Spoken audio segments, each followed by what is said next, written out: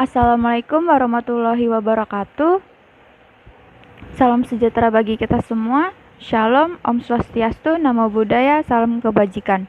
Kami dari kelompok 6 pada mata kuliah Manajemen Security ingin menjelaskan tentang interpersonal skill dan pengamanan objek vital. Sebelumnya, saya akan memperkenalkan anggota dari kelompok 6 terlebih dahulu. Yang pertama ada saya sendiri, Anissa Oktaviani. Yang kedua ada Amelia Ivana Putri. Yang ketiga ada Herlina Rahmawati. Dan yang keempat ada Sony Alfiah Aziz. Selanjutnya saya akan menjelaskan tentang interpersonal skill atau kemampuan interpersonal. Interpersonal skill itu adalah suatu kemampuan yang dimiliki oleh seseorang sehingga ia mampu berinteraksi sosial dengan sesamanya. Atau bisa diartikan juga sebagai interpersonal skill itu sebagai kecakapan atau keterampilan yang dimiliki oleh seseorang dalam hubungannya dengan orang lain, baik dalam berkomunikasi secara verbal maupun secara non-verbal dengan tujuan untuk mengembangkan kerja secara optimal. Interpersonal skill menurut beberapa pendapat para ahli. Yang pertama ada pengertian interpersonal skill menurut Spitzberg dan Kupach, yaitu interpersonal skill adalah kemampuan seseorang individu untuk melakukan komunikasi yang efektif.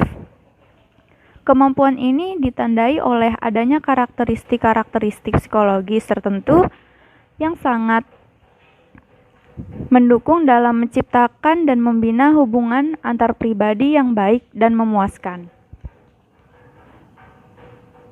Yang kedua ada pengertian menurut Baumeister. Menurut Baumeister, interpersonal skill itu adalah kecakapan yang dimiliki oleh seseorang untuk memahami berbagai situasi sosial dimanapun berada, serta bagaimana orang tersebut menampilkan tingkah laku yang sesuai dengan harapan orang lain yang merupakan interaksi dari individu dengan individu lain. Kekurangmampuan dalam hal membina hubungan interpersonal ini berakibat terganggunya kehidupan sosial seseorang, seperti malu, menarik diri, berpisah, atau putus hubungan dengan seseorang yang pada akhirnya menyebabkan kesepian. Berdasarkan definisi dari para ahli, maka kemampuan interpersonal itu adalah kemampuan atau kecakapan yang dimiliki seseorang di mana ia mampu menjalin hubungan yang harmonis dengan orang lain dan mengerti apa yang diinginkan oleh orang lain dan dari dirinya, entah dari sikap, tingkah laku, atau perasaannya. Menurut Baumeister, kemampuan interpersonal itu mempunyai 5 aspek. Yang pertama ada kemampuan berinisiatif. Yang kedua ada kemampuan bersikap terbuka atau self-disclosure. Yang ketiga ada kemampuan bersikap asertif. Yang keempat ada kemampuan memberikan dukungan emosional. Dan yang kelima ada kemampuan mengatasi konflik. Kemampuan berinisiatif. Inisiatif merupakan usaha pencarian pengalaman baru yang lebih banyak dan lebih luas tentang dunia luar dan tentang dirinya sendiri dengan tujuan untuk mencocokkan sesuatu atau informasi yang telah diketahui agar dapat lebih memahami. Contohnya, seseorang memperkenalkan diri pada orang yang ingin dikenalnya. Misalkan ada mahasiswa baru yang belum memiliki teman di lingkungan kampusnya, maka mahasiswa baru tersebut berinisiatif untuk berkenalan dengan teman-teman barunya. Yang kedua, kemampuan bersikap terbuka atau self-disclosure adalah kemampuan seseorang untuk mengungkap informasi yang bersifat pribadi mengenai dirinya dan memberikan perhatian kepada orang lain. Dengan adanya keterbukaan, kebutuhan dua orang itu terpenuhi, yaitu dari pihak pertama, kebutuhan untuk bercerita dan berbagi rasa itu terpenuhi, sedangkan bagi pihak kedua dapat muncul perasaan istimewa karena dipercayai untuk mendengarkan cerita yang bersifat pribadi. Contoh dari kemampuan bersikap terbuka ini melepaskan pertahanan diri dan mempercayai seorang sahabat, seperti menceritakan banyak hal pribadi kepada sahabatnya. Yang ketiga, ada kemampuan bersikap asertif. Dalam komunikasi interpersonal, orang seringkali mendapat kejanggalan yang tidak sesuai dengan alam pikirannya.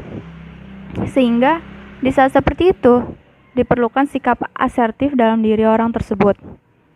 Menurut Spearman dan Cosby, mengartikan asertif sebagai kemampuan dan kesediaan individu untuk mengungkapkan perasaan-perasaan secara jelas dan dapat mempertahankan hak-hak dengan tegas.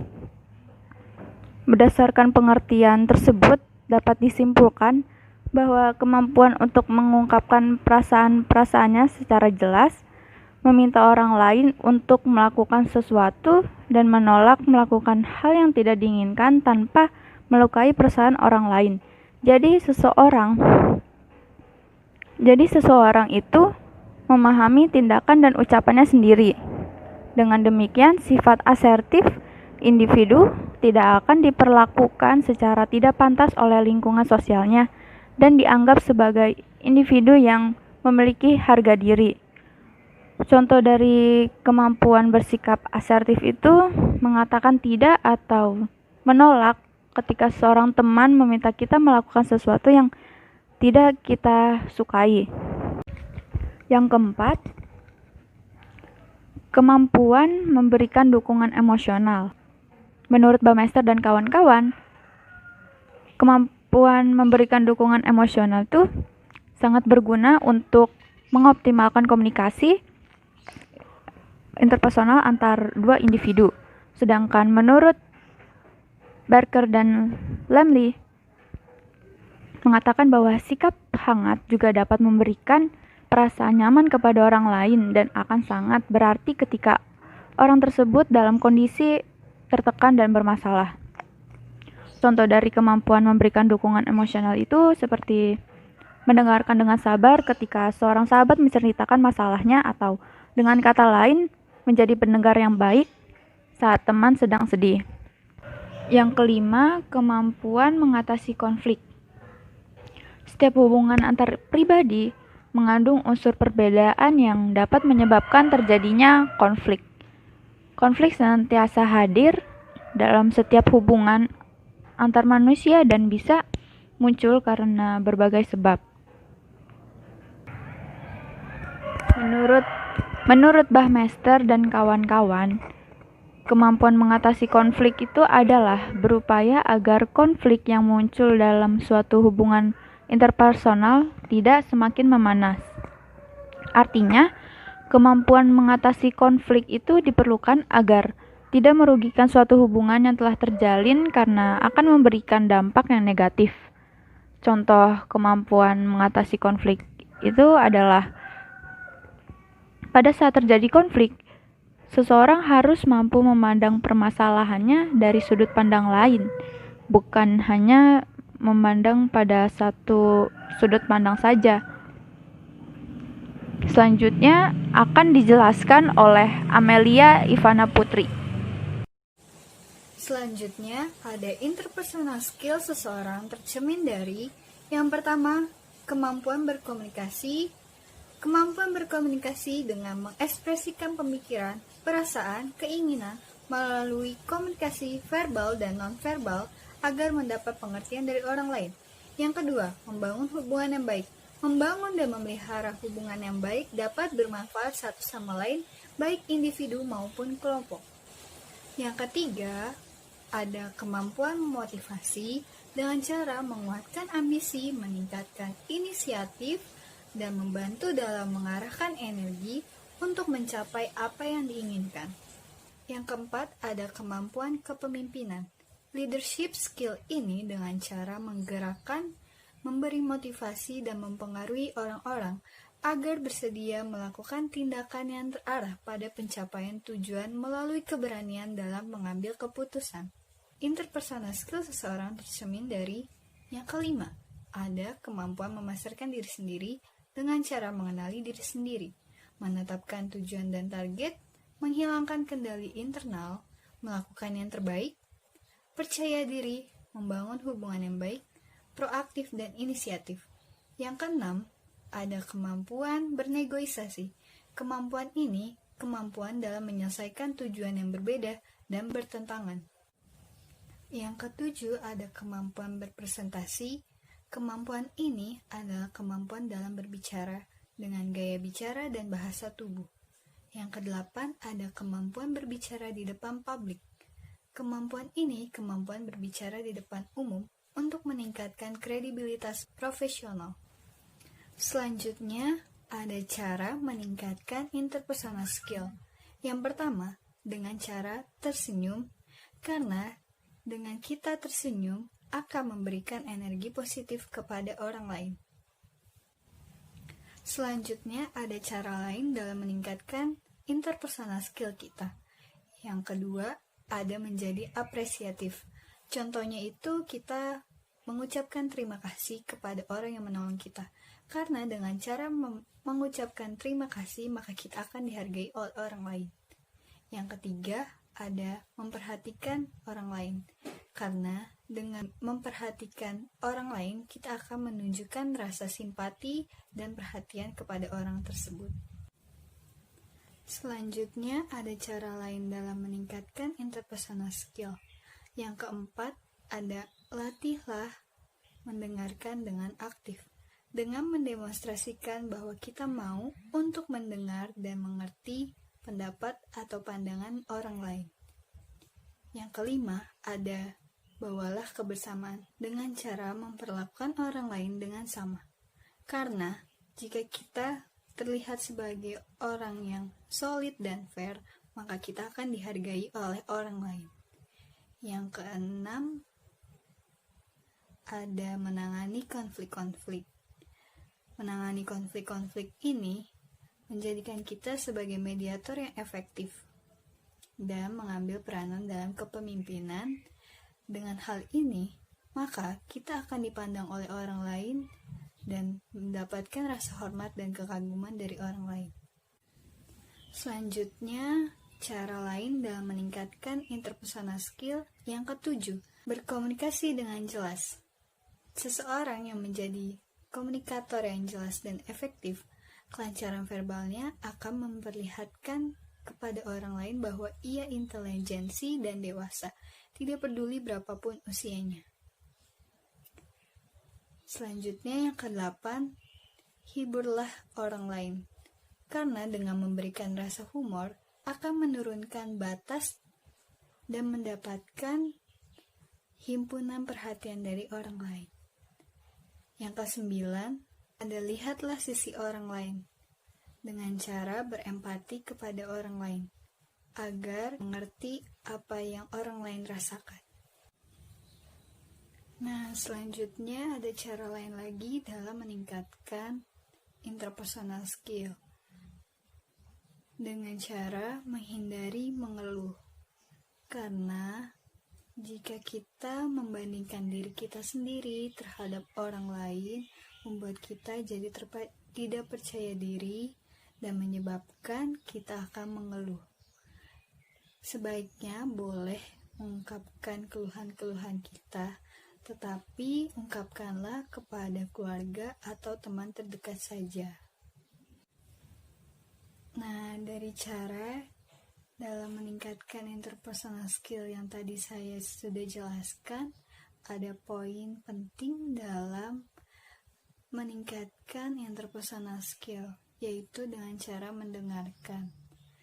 Dengan proses mendengarkan makna yang kita dengar, bukan hanya mendengarkan saja, tetapi menangkap makna apa yang kita dengar. Ada beberapa alasan mendengarkan. Yang pertama yaitu untuk memahami dan memperoleh informasi, yaitu orang yang menguasai informasi memiliki kesempatan yang lebih besar untuk sukses. baik secara pribadi maupun dalam konteks profesional.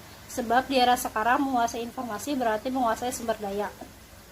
Yang kedua, menganalisis terhadap kualitas informasi, yaitu mendengarkan dan mendapatkan informasi lebih banyak akan meningkatkan kualitas pesan yang diterima, kelengkapan data dan kemampuan mengolah informasi, sehingga simpulan atau analisis terhadap suatu kondisi atau keadaan dapat diambil. Yang ketiga, membangun dan memelihara hubungan, yaitu alasan untuk mendengarkan adalah untuk melakukan komunikasi interpersonal. Banyak survei telah membuktikan bahwa orang yang memiliki kemampuan untuk mendengarkan dengan efektif atau baik memiliki hubungan yang lebih baik dengan sesamanya. Sebaliknya, mereka yang kurang mampu mendengarkan akan memperburuk hubungan atau setidaknya tidak dapat membangun hubungan yang lebih baik. Menurut Kaufman 1993. Yang keempat, menolong orang lain, yaitu kemampuan mendengarkan wajib dimiliki agar dapat memahami orang lain dan pada akhirnya dapat menolong orang lain. Beberapa profesi memiliki kemampuan mendengarkan sebagai sesuatu yang wajib dimiliki untuk dapat membantu klien. Misalnya profesi dokter, pengacara, psikologi, guru, dan lainnya.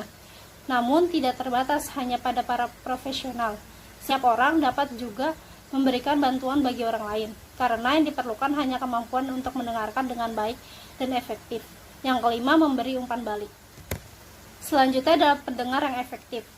Yang pertama yaitu kontak mata.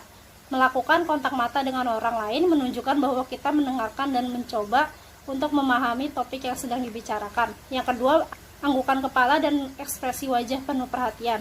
Menganggukkan kepala, mengerutkan wajah, dan tertawa ketika pembicara mencoba melontarkan humor itu merupakan tanda nonverbal dari pendengar yang efektif. Yang ketiga, cegah tindakan atau gerakan yang berkesan negatif. Ketika Anda sedang mendengarkan pembicara orang lain, jangan terlampau sering melihat atau melirik ke arah jam, melainkan pensil, membuka-buka halaman buku, atau mengerjakan sesuatu yang tidak berkaitan dengan isi pembicaraan. Tindakan-tindakan tersebut mengesankan bahwa Anda bosan atau tidak tertarik pada apa yang sedang diutarakan pembaca. Yang keempat ialah ajukan pertanyaan untuk menilai apakah orang lain mendengarkan atau tidak dengan cara melihat mata lawan yang diajak bicara. Yang kelima adalah uraikan apa yang didengar dengan kata-kata sendiri, sebagai tanda bahwa Anda ingin jangan sampai menafsirkan kata-kata pembicara. Yang keenam ialah hindarkan menginterupsi atau memotong pembicaraan. Beri kesempatan kepada pembicara untuk menyelesaikan isi pembicaraannya. Setelah itu baru Anda boleh mengajukan pertanyaan atau memberikan komentar. Biasakan untuk bersabar dengan mendengarkan pembicaraan orang lain. Yang kedua, memberi umpan balik, yaitu setiap bentuk komunikasi yang disampaikan kepada seseorang dengan tujuan agar orang tersebut mengetahui dampak perilakunya terhadap Anda dan atau orang lain. Selanjutnya ada tipe respon dalam mendengarkan berbagai kualitasnya. Yang pertama, mendengarkan dengan diam, yaitu tidak berbicara saat orang lain berbicara. Yang kedua, mengajukan pertanyaan, yaitu memberikan respon dengan kita memberi pertanyaan pada pembicara. Yang ketiga, membuat pertanyaan, yaitu membuat pertanyaan yang tidak kita pahami untuk ditanyakan kepada pembicara. Yang keempat, menyatakan empati, yaitu menghargai pembicara dengan sudut pandang mereka. Yang kelima, memberikan dukungan kepada pembicara agar pembicara menjadi percaya diri. Yang keenam, melakukan analisis, menganalisis respon dalam mendengarkan pembicara. Yang ketujuh, melakukan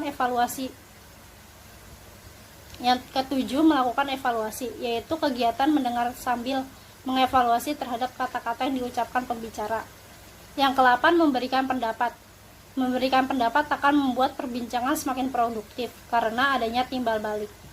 Yang ketiga, membujuk. Membujuk ialah komunikasi tatap muka yang dilakukan dengan sengaja oleh seseorang dengan tujuan agar pihak lain mau mengikuti dengan sukarela kehendak seseorang tadi. Selanjutnya ada 3 strategi untuk umumnya dilakukan dalam membujuk seseorang untuk melakukan sesuatu. Yang pertama yaitu kredibilitas, yaitu kita bisa dipercaya dalam membujuk seseorang untuk melakukan sesuatu. Yang kedua yaitu nalar. Kita membujuk seseorang dengan nalar atau omongan yang masuk akal agar orang mempercayainya. Yang ketiga, sentuhan emosional. Kita membujuk seseorang dalam memunculkan dengan perasaan suka agar seseorang tertarik. Yang keempat, mengelola konflik. adalah pada dasarnya konflik terjadi bila dalam satu peristiwa terdapat dua atau lebih pendapat atau tindakan yang dipertimbangkan. Di sini ada manfaat konflik. Yang pertama adalah motivasi meningkat. Yang kedua, identifikasi masalah atau pemecahan meningkat. Yang ketiga, ikatan kelompok lebih erat. Yang keempat, menyesuaikan diri pada kenyataan. Yang kelima, pengetahuan. Yang keenam, keterampilan meningkat. Yang ketujuh, kreativitas meningkat. Yang kedelapan, membantu upaya mencapai tujuan. Yang kesembilan, mendorong pertumbuhan. Selanjutnya, beberapa interpersonal skill dalam dunia kerja. Yang pertama, peluang lebih luas, yaitu hubungan yang baik dengan rekan kerja dan pimpinan perusahaan, membuat Anda bisa mendapatkan lebih banyak peluang menarik di perusahaan tempat kerja. Yang kedua, mengembangkan sifat empati di dalam diri. Seorang pemimpin perlu mengembangkan sifat empati kepada anggota tim dipimpinnya. Empati yang Anda tunjukkan kepada orang lain akan membantu untuk menciptakan hubungan yang kuat dengan orang-orang yang ada di sekitar. Selanjutnya akan dibacakan oleh Sony Alfia Aziz. Assalamualaikum warahmatullahi wabarakatuh. Saya akan menjelaskan kegagalan manajer dari buruknya interpersonal skill. Kurangnya interpersonal skill ini mengakibatkan manajer tidak dapat berkomunikasi dengan baik dengan para bawahannya maupun dengan rekan kerjanya, sehingga mempengaruhi semangat tim dan berpotensi menurunkan produktivitas perusahaan. Nah, jika hal tersebut terjadi, konflik antara manajer dan para bawahannya, maka akan memunculkan perasaan frustasi pada karyawannya, sehingga terjadinya turnover karyawan. Lalu pada slide selanjutnya, saya akan menjelaskan tentang beberapa pengalaman di dalam dunia kerja. Yang pertama, ini terjadinya turnover karyawan yang sangat tinggi. Dalam contoh kasus perusahaan terdapat 5:5 karyawan yang masuk dan karyawan yang keluar per bulannya. Setelah diselidiki dan diteliti dan lalu membagikan kuesioner pada para karyawan, ternyata alasan mereka keluar adalah karena hubungan dengan manajernya. Lalu dalam segi lingkungan pun, manajer pun tidak peduli dengan para bawahannya. Nah, dari sikap manajer tersebut memungkinkan manajer ini memiliki interpersonal skill yang minim, sehingga dapat terjadi turnover karyawan dan berakibat pula pada manajer, terutama manajer HRD, karena setiap bulannya manajer HRD harus mempersiapkan karyawan baru sebagai penggantinya. Kedua adalah tidak ada feedback dalam rapat kerja. Nah, feedback atau umpan balik adalah informasi yang diberikan oleh seseorang agar orang tersebut tahu dampak perilakunya kepada orang lain. Nah, melakukan feedback atau umpan balik itu sangat tidak mudah dilakukan, karena dalam beberapa contoh kasus, dalam beberapa rapat kerja, jika audiens dimintai feedback, maka justru audiens banyak yang lebih diam. Nah, alasan tersebut banyak yang melatar belakangi mereka tidak dapat mengeluarkan feedback. Yang pertama, karena mereka takut untuk mengemukakan pendapatnya, dan yang kedua karena mereka tidak menyimak apa yang telah disampaikan oleh penyaji dan tidak tahu akar permasalahan yang dibahas. Nah, feedback ini artinya kalian ini memahami apa yang disampaikan oleh orang lain dan berusaha untuk peduli terhadap informasi yang telah disampaikan. Nah, feedback sekecil apapun informasi yang disampaikan, feedback ini sangat berarti bagi kalian, karena dapat juga menjaga hubungan komunikasi yang baik dengan orang lain, dengan penyaji tersebut. Lalu begitu pula dengan penyaji, sekecil apapun atau tidak masalah seberapa baik umpan balik yang kalian dapatkan, namun jika penyaji tidak mau mendengarkan kritik atau saran dari audiens, maka penyaji tidak akan dapat maju atau tidak akan dapat tumbuh untuk karyanya, karena juga akan membuat diri penyaji tersebut akan sangat sulit didekati orang lain. Nah, dan para audiens tersebut atau para bagian yang lain akan sangat cenderung susah untuk berkomunikasi dengan penyaji tersebut, dan lalu mereka akan memilih atau mereka bahkan tidak akan mendengarkan saran dari penyaji tersebut. Nah, yang ketiga adalah tidak atau kurangnya memiliki hubungan dengan orang lain. Mendengarkan informasi atau menjelaskan informasi itu dan memahami informasi itu adalah hubungan baik interpersonal skill, untuk melakukan interpersonal skill.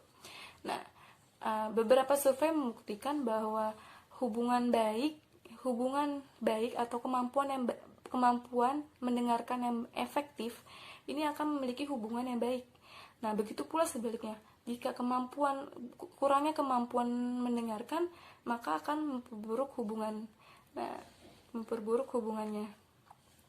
Lalu, menjaga hubungan ini sangat penting. Contohnya kita dapat merasakan manfaatnya, yaitu memiliki ikatan pertemanan yang luas, jaringan pertemanan yang luas.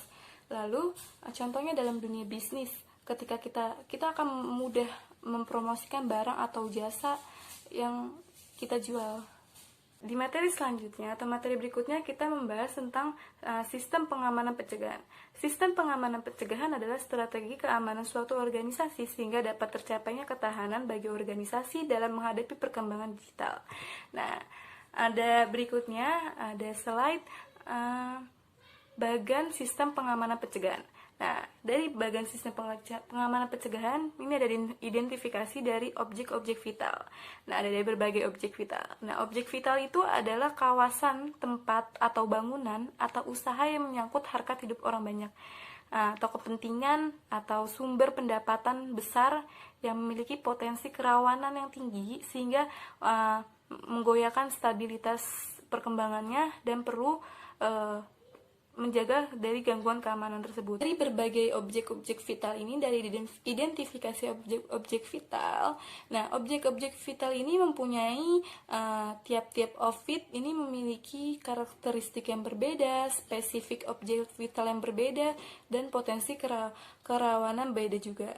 Nah, dari karakteristik, spesifik, dan potensi ini mereka memiliki ancaman dan gangguan yang berbeda-beda. Nah, ancaman dan gangguan tersebut harus kita cegah, tanggulangi, dan kita antisipasi. Oleh siapa? Yaitu oleh pengelola otoritas atau objek vital, yaitu Polri dan TNI dan yang lainnya. Lalu, bagaimana caranya gitu. Nah, yang pertama, dibuat pola pengamanannya. Dari pola pengamanannya ini masuk ke bentuk, sifat, jenis, sasaran, metode. Lalu, dari pola pengamanan ini masuk juga, kita harus menetapkan konfigurasi standarnya, yaitu konfigurasi standarnya yaitu persamaan, metode, dan metode. Lalu, dari tahapan konfigurasi standar ini masuk ke memberikan standar puan. Dari standar puan ini dan dari metode ini masuk ke diklat. Nah, dari buat pola PAM, tahapan konfigurasi standar, dan standar puan itu adalah audit proses manajemennya. Selanjutnya ada objek vital. Identifikasinya itu terdiri dari nama objek vital, klasifikasi, lokasi atau alamat, pemilik perusahaan, jenis atau bidang usaha, nilai aset perusahaan, jumlah karyawan atau intensitas pekerja. Lalu pada slide berikutnya adalah ancaman atau gangguan. Nah, ancaman atau gangguan ini berasal dari internal dan eksternal. Nah, contoh yang dari internal adalah ditariknya investasi oleh investor, terganggunya produksi yang dihasilkan, tidak tercapainya target keuntungan sehingga akan menyebabkan pengurangan tenaga kerja, musnahnya aset yang dimiliki. Sedangkan dari eksternalnya adalah rusaknya lingkungan sekitar objek vital yang dapat memicu masalah sosial. Lalu selanjutnya adalah pola pengamanan. Nah, pola pengamanan ini bersifat tertutup dan terbuka. Nah, yang pertama ini yang tertutup adalah deteksi terhadap potensi kerawanan yang mungkin terjadi baik yang bersumber dari dalam maupun luar lingkungan objek vital. Nah, yang kedua ini ada pengawasan terhadap manusia, tamu, karyawan, atau masyarakat. Nah, begitu pula dengan barang, dokumen, dan di sekitar objek vital. Nah, yang terbuka ini termasuk juga selalu memperhatikan phishing atau pencurian identitas, karena banyak banget hacker yang akan mencuri dokumen-dokumen perusahaan. Di slide berikutnya ada pola pengamanan dari sasaran. Nah, pola pengamanan dari sasaran ini ada manusia, fisik atau benda, dokumen, kegiatan, dan yang lain-lain. Nah, contoh dari manusianya ini kayak pejabat, tenaga ahli, karyawan, masyarakat sekitar, Sedangkan dari fisik atau benda ini alat yang dipergunakan saat produksi, contohnya mesin produksi, instalasi, alat perkantoran, hasil produksi, dan dokumen contohnya adalah informasi, perangkat keras atau perangkat lunak, dan administrasi. Nah, sedangkan yang kegiatan adalah produksi non-produksi, sosial, dan kunjungan tamu.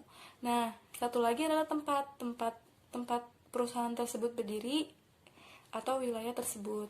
Nah, selanjutnya adalah pola pengamanan dari wilayah. Nah, wilayah ini dibagi jadi 3. Ada dalam area, luar area, dan sekitar luar area. Nah, dalam area ini masuk ke lokasi produksi, perparkiran, rest area, dan gedung. Sedangkan dari luar area sendiri itu ada batas bangunan dengan pagar itu luar batas bangunan dengan pemukiman warga, dan alat perkantoran dan hasil produksi. Sedangkan luar area, yang pertama itu ada pemukiman penduduk, alam terbuka, dan objek vital lainnya. Nah, sekian presentasi kelompok kami, kelompok 6. Kurang dan lebihnya mohon dimaafkan. Terima kasih. Dan wassalamualaikum warahmatullahi wabarakatuh.